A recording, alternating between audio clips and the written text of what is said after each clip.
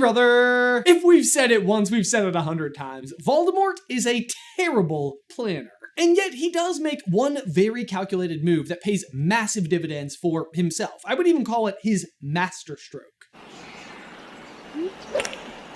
Nice shot! I mean, make no mistake, it will still absolutely blow up in his face, as all of his plans eventually do, but this is perhaps the most effective and impactful single thing he does to further his entire cause. I speak, of course, of the curse that he places on the Defense Against the Dark Arts teaching position when he returns to Hogwarts on a snowy night to 1. Hide the diadem of Ravenclaw, and 2. Request a teaching post from Hogwarts' new headmaster, Albus Dumbledore. And while it feels like nothing more than petty revenge for not hiring at the time, this curse goes on to play more than one very significant role in Voldemort's ascent to power. So obviously, mainly what this curse does is stop any single person from holding the position of Defense Against Dark Arts professor for more than 1 year, which is of course a huge annual inconvenience to Dumbledore. But on a grander, long-term scale, this act beleaguers generations of students from getting a proper education in Defense Against the Dark Arts, significantly lowering the odds that any real opposition can form to Voldemort's own regime. And the results are very obvious. I mean, as we went over in last week's video about the Order of the Phoenix, not 1 but 2 Order of the Phoenixes fail to truly halt his progress almost at all? Don't laugh for long, because this doesn't go well for you forever.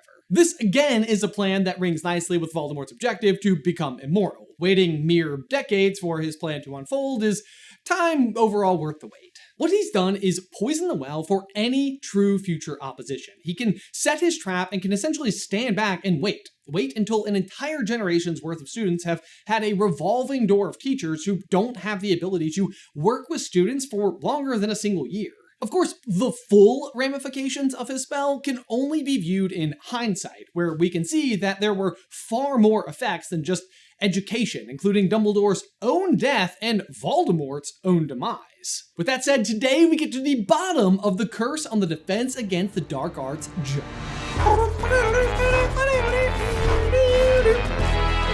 Hey, brother! Okay, so how this spell works or was cast is already a big mystery. I mean, how do you curse such an intangible thing? Like the idea of a professor teaching a specific subject for longer than a set amount of time. It's a really weird curse in general. You know, where do you put it? Who does it affect? Everyone? Of course. I mean, if you changed the name of the subject, but just like kind of like, taught the same stuff, would it work the same? I mean, it seems like a lot of the charms and transfiguration stuff they learn is equally effective against the dark arts, even if it doesn't fall under that, heading. Or like if Dumbledore said that they were only going to teach it for like 9 months of the year versus 10, would that like circumvent the rules of the curse? And would it matter if Dumbledore isn't the headmaster anymore? Is the curse on him or on the school? Like, do you see what I mean? There are so many questions surrounding this, and it's a pretty central detail to the larger narrative. What we're really lacking is in-universe explanations or comparable precedents to work with to get a very clear answer. Fortunately, there is us, the SuperCarlinBrothers. Not all heroes wear capes, although I say that, but I mean, Harry does, at least according to the chapter art, but whatever. We're not going to get, lost in the details, okay? Actually, we are. Let's keep going. Let's start with who or what the curse is on. Is it on Hogwarts, Dumbledore, or somehow tied to Voldemort himself? This one is actually interesting if the curse is on Dumbledore himself, because if so, the curse would be broken with his death at the end of Half-Blood Prince. And the very first line of the chapter after his death, The White Tomb, opens with the following line. All lessons were suspended. All examinations postponed. And then the dragons arrived. If you know, you know. But y'all, we gotta take a brief pause right there to give a huge thank you to today's sponsor, BetterHelp. Okay, so we're in that time of year, right? Like the days are shorter. It's kind of dark when you show up to work and it's kind of dark when you leave. And I remember making it into my 20s before I realized that this time of year can like bring the mood down.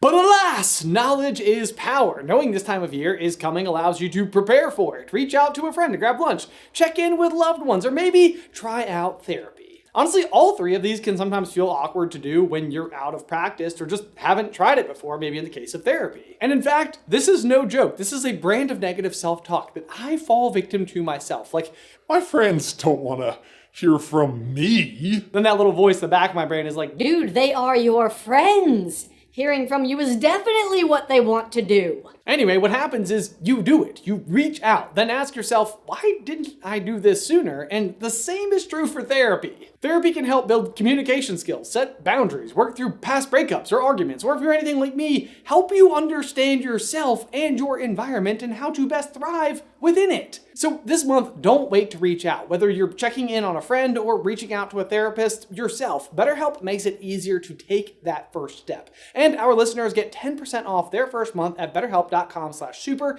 That's BetterHelp, HELP.com/super. Link in the description down below. And now back to the video.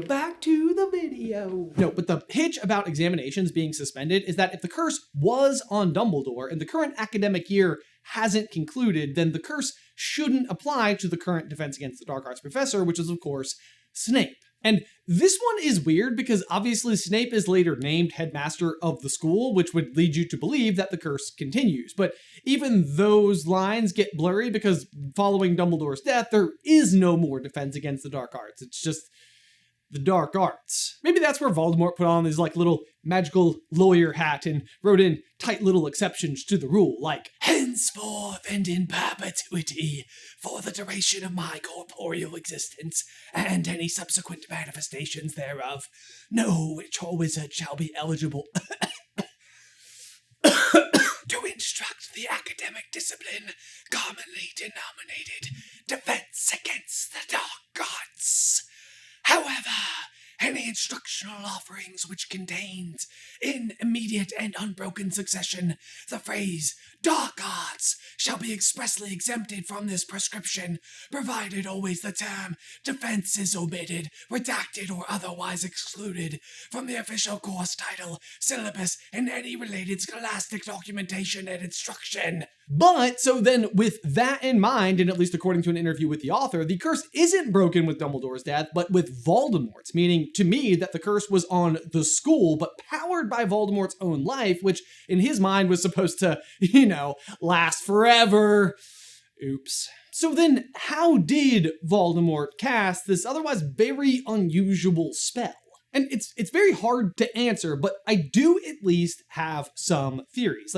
We know that he only visited Dumbledore's office and the Room of Requirement on the day that he returned to Hogwarts to apply for the Defense Against the Dark Arts teacher post. We know that during this visit, he does successfully hide the diadem, and as we just went over, he doesn't curse Dumbledore.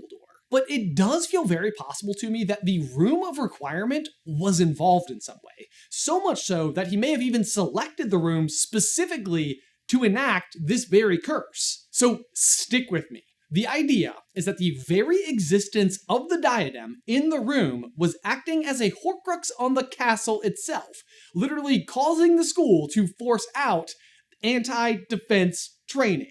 It's like the effects of the Golden Trio wearing the locket, except it's enforcing those effects on the entire school. And the nature of the curse that he is actually casting is absolutely wild and falls nicely into that very strange reality warping type of magic that Felix Felicis and otherwise the invisibility cloak fall into. Because it's not like the professor just shows up the next year and they find they cannot teach or enter the castle or something, but that would almost make more sense to me. But instead, crazy circumstances unfold each year that force the professor out in one way or another. Like, Lockhart, for example, is not barred from the castle in what would be Harry's third year. He literally just erases his own mind, which feels like an accident. But then with this curse in play, it almost seems more like destiny. Fate, destiny. A horse. Do you see what I mean? You don't get Slughorn's memory by going to Hagrid's hut on any old day, but when he drinks the Felix Felicis, that's where he goes and Slughorn shows up. Y'all are smart, you get it. And with that in mind, the Room of Requirement feels like it's well positioned to make something like that happen. It already takes intent into account when it's fielding requests from its users, and if Voldemort left a bit of himself, inside to constantly make the request, i.e. the diadem, it becomes a transmitter of that request, and as such, the curse cannot be broken.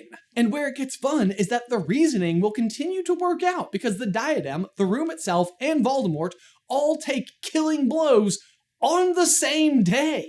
But speaking of the Room of Requirement, here's an interesting question. Did this particular curse impact Harry? Because as we all know, in Order of the Phoenix, Harry is acting as a Defense Against the Dark Arts teacher via Dumbledore's army, and let's face it, any lack of teaching being done by Umbridge. Never hurts to get in a good jab at Umbridge.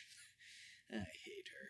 But hilariously, if our observation about the Room of Requirement essentially being a transmitter for the curse via the diadem, then Harry is really rubbing salt in the wound by teaching this very subject within the walls of the same room! But then even more vexing is that Harry is also a Horcrux himself, so would he be affected by the curse? Or is Harry using the room for a different function altogether, overriding any magic stored within a different iteration of itself? Personally, I'm inclined to think the latter, since Quirrell was also Horcrux for a year, and obviously he does not stand up well to the curse. Which on that note, this just feels like yet another great example of Voldemort shooting himself into his own foot, because if this curse didn't exist, then maybe Quirrell doesn't end up melting at the end of year 1 because he could just be DADA professor again the next year. But no, because the curse is there, he must, well, not die, but, assume his fate, which in this case is death, via being burned to death by an 11-year-old boy. Actually, in fact, the same even may be true for Barty Crouch Jr., who maybe could have killed Harry in the very next year, if not absolutely forced from the school by the curse. Whew.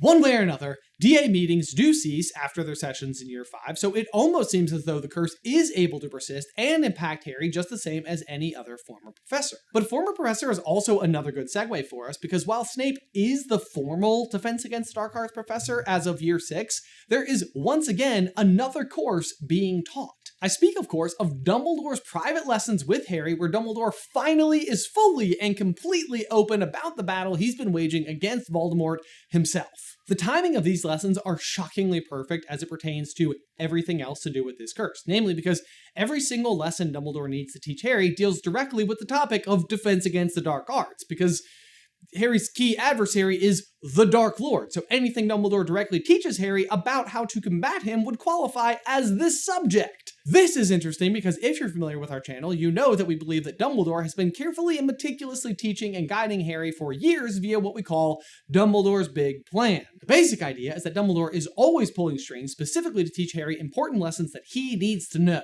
For example, the obstacles leading to the Philosopher's Stone are all tailor-fit to Harry and his friends. The chess match is Ron's key skill, the potion riddle is Hermione's, and the flying keys are Harry's, the new youngest seeker in a century. According to McGonagall. Or alternatively, another fun example is that Lockhart is specifically selected to teach Defense Against the Dark Arts to teach Harry the dangers of succumbing to the delectable scent of fame. This teaching is always hands-off. It is never clear, it is always from afar. Dumbledore never really guides Harry at all, just sets the table for him to navigate, and Harry always comes through with flying colors. This course of action takes a shift in year 6, though, where at long last, Dumbledore is instructing Harry directly, one-on-one. Lessons in his own office. He even phrases it that way as private lessons. And the timing couldn't be better because Dumbledore himself has already incurred a curse to his hand that within the course of, wait for it, 1 year will kill him. Which basically means, curse be darned, time to teach Harry because Dumbledore knows about the curse. He tells Harry as much. Oh, he definitely wanted the Defense Against the Dark Arts job, said Dumbledore. The aftermath of our little meeting proved that. You see, we have never been able to keep a Defense Against the Dark Arts teacher for longer than a year, since I refused the post to Lord Voldemort. To me, what this means is that prior to now, Dumbledore couldn't teach Harry directly because by the laws of the curse, it would bring about his, Dumbledore's, own demise. But now that his own demise is already foretold, No time like the present! I've got presents. But the even greater slap in the face to Voldemort is that the reason why Dumbledore's demise is inevitable is because of a different curse of Voldemort's, the one that is in the ring Horcrux, is what numbers Dumbledore's days, but notably not what actually kills him. Furthermore, the curse on the Defense Against the Dark Arts position should impact Dumbledore in some way, and yet it's not that curse that kills him either. Dumbledore is always 2 steps ahead of Tom Riddle, and despite Tom landing 2 different potentially deadly blows on Dumbledore in his final year, neither of which were capable of actually bringing the fall of Albus Percival Wulfric Brian Dumbledore. Instead, Dumbledore arranges his own death, with Snape choosing his own way to die. Although, wait, Snape was the Defense Against the Dark Arts teacher at the time, which means actually Dumbledore was killed by the Defense Against the Dark Arts job. Boy, how do you like that? Y'all, thank you so much as always for tuning to this week's episode. Be sure to like the video and subscribe to the channel if you haven't already. Earlier in today's episode, I compared the Invisibility Cloak and Felix Felicis as having a similar brand of magic. We explore this topic in aggressive detail in a video that we made just last week, right over here, if you want to check that out. But otherwise, until next time, bye! Don't forget to eat cheese.